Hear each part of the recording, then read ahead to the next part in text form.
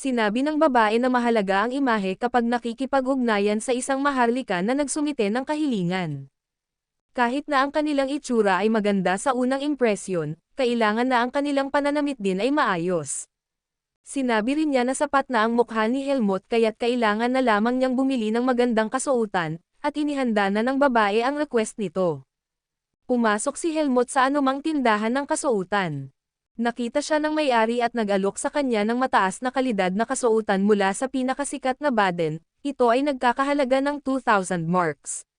Tinanggap ito ni Helmut kahit na mas mahal ito kaysa sa kabayaran ng kanyang request. Pagbalik ay natuwa ang babaeng taga-Mercenary Guild sa bagong kasuotan ni Helmut. Ipinadala na niya ang impormasyon ni Helmut sa kliyente at dahil sa reputasyon ni Helmut na isang miyembro ng Face Mercenary Corps, may malaking tsansa siya na matanggap. Dumating ang isang lalaki mula sa House of Cheringen para suriin ang mersenaryo na tumanggap ng kahilingan. Tiningnan niya ang hitsura ni Helmut at naisip na sapat na ito. Paglabas ay may isa na nagtatago habang nagmamasid kay Helmut at sa lalaki na lumabas sa guild. Ang lalaki ay nagpakilala bilang si Gilten, isang butler ng House of Cheringen. Sinabi niya na maganda at hindi naririnig ni Helmut ang anuman tungkol sa Marquis Cheringen. Basta't alam niyang mataas ang katayuan nito kaya't dapat siyang maging maingat sa kanyang mga hakbang. Sinabi ni Helmut na dati na siyang gumawa ng request para sa transportasyon. Kung magiging mahirap, kailangan lang niyang sundin ang sinasabi ng knight, at sila'y magbibigay sa kanya ng karagdagang pera pagkatapos mapagtagumpayan ang request. Dumating si Helmut sa marangyang lugar kung saan nananatili ang anak ng Marquis. Napansin siya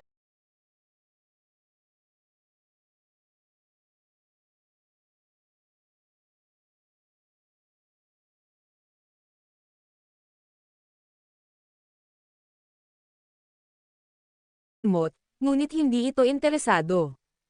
Mayroon siyang mga bagay na gustong pag-usapan sa isang batang lalaki na may buhok na silver na may pangalang Alea. Mukhang nagugustuhan ng babae ang lalaki, ngunit umalis si Alea para maghanda dahil malapit na ang kanilang pag-alis. May nadama si Helmut tungkol kay Alea, iniisip ni Helmut na may kakaibang bagay sa kanya. Siya ay panauhing bisita ni Lady Zinnia at tila kilala sa Greta Academy sa Baden. Nakasalubong ni Gilten nang hindi sinasadya ang binata kaya't siya ay kasama na rin nila. Nakaplanong kumuha ng entrance exam si Lady Zinnia dahil 14 na taon na siya. Pinagsabihan si Helmut ni Gilten na maghanda na para sa pag-alis at kumuha ng isang kabayo. Sa loob ng 2 oras pag nakapaghanda na si Helmut ay maaari na siyang pumunta sa karwahe. Sinabihan si Helmut na makipag-usap kay Cedric kung mayroon pa siyang ibang kailangan. Pagkakuha ng kabayo ay nahihirapan itong kontrolin ni Helmut. Pagdating sa lugar, napagtanto ni Helmut noong dumaan ang binata na siya ay isang salamangkero. Sa buong paglalakbay, patuloy na iniisip ni Helmut ang mahika na meron si Alea. Siya ay mausisa kung bakit nilagyan nito ang kanyang sarili ng spell kaya't nais niyang bantayan ito. Sa loob ng karwahe, madaming tanong si Lady Zinnia tungkol kay Alea na naging top student sa Magic Faculty ng kanyang klase. Inaasahan ni Zinnia na madali lang para dito ang entrance exam. Ipinahayag ni Alea na tiyak na magiging maganda rin ang resulta ni Lady Zinnia kung maghahanda siyang mabuti.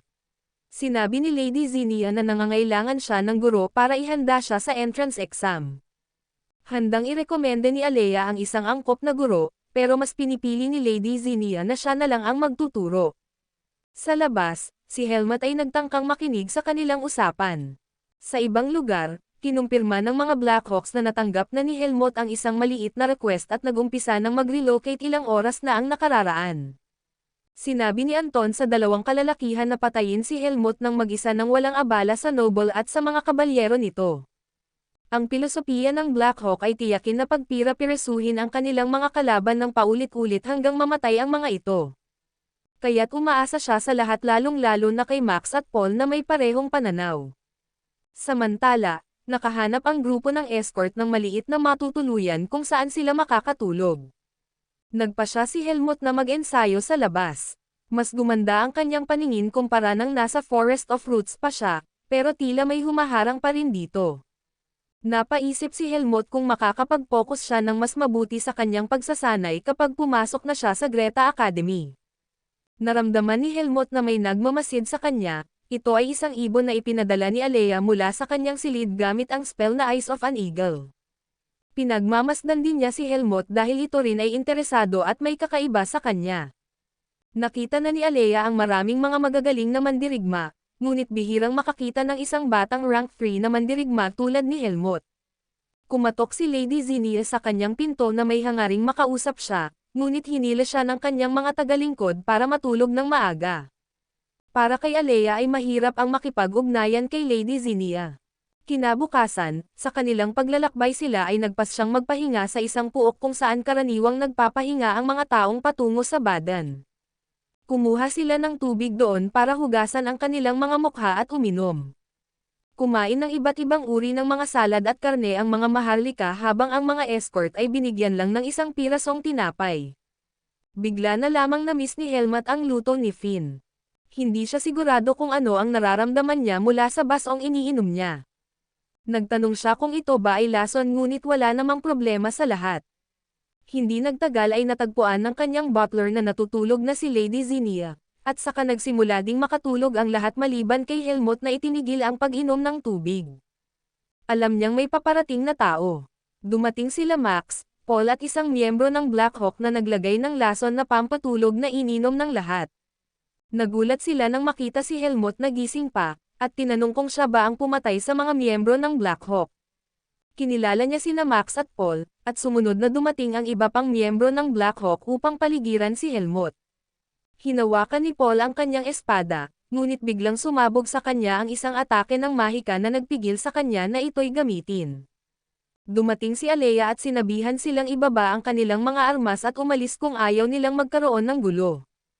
Iniisip ng mga miyembro ng Black Hawk na isa lang si Alea na karagdagan sa mga kalaban nila. Nanatiling binabantayan ni Helmut ang lalaki hanggang sasabihin sa kanya ni Alea na mag-focus sa kalaban. Nagalit si Paul na hindi alam ng ibang miyembro na mayroong salamangkero.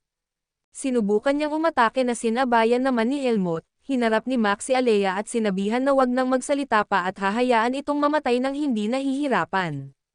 Sa palagay ni Helmut, swerte na mayroon siyang kasama, si Alea. Kung siya lang ay mahihirapan siyang kalabanan ang dalawang rank 2 mercenary at mga magnanakaw. Inakala ni Paul na nasa kanya ang kalamangan, ngunit sa katunayan masaya si Helmut na pinuntahan nila siya doon.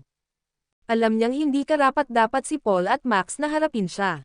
Nagulat si Paul nang makita si Helmut na gumagamit ng vis at madali siyang tinalo ng bata.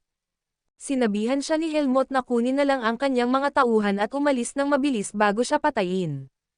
Sinabi ni Paul na patayin na lang siya sa halip na hiyain. Ngunit para kay Helmut, mas nakakahiya ang pagtataksil na ginawa ni Paul at Max sa kanilang mga kasama. Nag-aalala si Helmut kung okay lang si Alea na malayo sa kanya. Ngunit nasa maayos na kalagayan siya habang si Max ang natatalo. Nagtaka si Max kung sino talaga ang bata, at sinabi ni Alea na isa lamang siyang salamangkero. Si Alea ay gumagamit ng napakalaking mahika, hindi niya iniintindi kung ano ang kanilang ginagawa. Ngunit kung makikialam sila sa kanyang negosyo tulad ng ginawa nila, ibang usapan na iyon.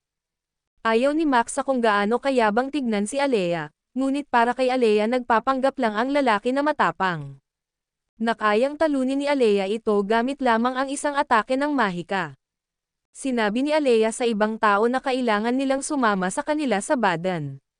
Gumawa siya ng restraining magic, at mabilis lumayo ang lahat at iilan lamang ang naaresto nito. Nakatakas din si Max nang hindi napapansin ni Alea. Nagtatago siya at hindi siya makapaniwala na si Helmut mula sa Peace Mercenary Corps ang tinutugis ng Black Hawk at mayroon pa itong kasamang salamangkero. Dumaan si Helmut na walang pasa o anumang sugat, naguguluhan si Max kung si Paul ay natalo rin. Binigyan ni Alea si Helmut ng lubid para itali ang mga kriminal na naaresto niya. Sinabi ni Alea na itatapon niya ang mga ito sa piitan sa baden at ayaw niyang sayangin ang kanyang mana. Ngayon lang napagtanto ni Helmut ang tungkol sa piitan at ngayon ay pinagsisisihan niya na hinayaan niyang makatakas sina Paul at Max. Nagtanong si Alea kay Helmut kung bakit hindi ito nakatulog, sinagot niya na hindi siya uminom ng tubig mula sa bukal. Biglang umatake si Alea ng isang mahika kay Helmut, ngunit hindi natinag si Helmut. Tinanong rin siya ni Helmut kung bakit hindi siya nakatulog gayong uminom din ito ng tubig. Sinabi ni Alea na kayang linisin ng isang salamangkero ang ganong klaseng tubig. Nagtaka si Helmut kung ito ba ay dahil sa mahika na nagbibigay proteksyon sa katawan ni Alea. Hindi niya inaasahan na mararamdaman ni Helmut ang mahika. Sinabi ni Helmut na nagpanggap lamang siya na hindi niya alam dahil hindi siya masyadong interesado at wala itong kinalaman sa kanya. Tumalikod si Alea at talagang naiinis kay Helmut. Kinalaunan, si Gilton ay naaliw na ang sitwasyon ay nagawan ng paraan ni Alea at Helmut. Pinaplano na niyang pag-usapan ang bayad nang biglang si Zinnia ay lumapit kay Alea. Masaya siya na nailigtas siya ni Alea sa ganong krisis. Sinabi niya na handa siyang magbayad ng kahit anong kabayaran at nag-propose siya dito. Ngunit sinabi ni Alea na mayroon siyang kasunduang papakasalan sa kanyang bayan. Sinabi niyang kapag natapos siya sa academy ay magpapakasal sila. Nalungkot ang binibini at umiyak ng malakas. Kahit na magdamag silang hindi natulog ay nakarating sila sa Baden nang walang anumang problema. Sinabi ni Gilton kay Helmut na pupurihin siya at kanyang guild at binigyan siya ng 10,000 marks bilang tanda ng pasasalamat. Nagpasalamat rin si Helmut kay Alea para sa tulong nito bago siya umalis.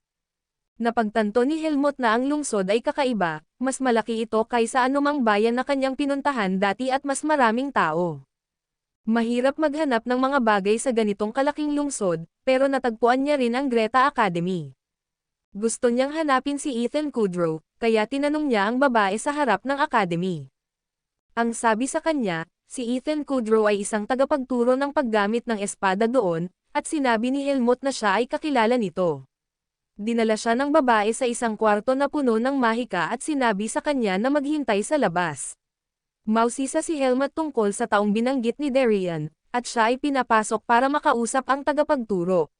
Sinabi ni Ethan na hindi niya kilala ang pangalang Helmut, kaya't hiniling niya kay Helmut na ipahayag ang kanyang totoong layunin.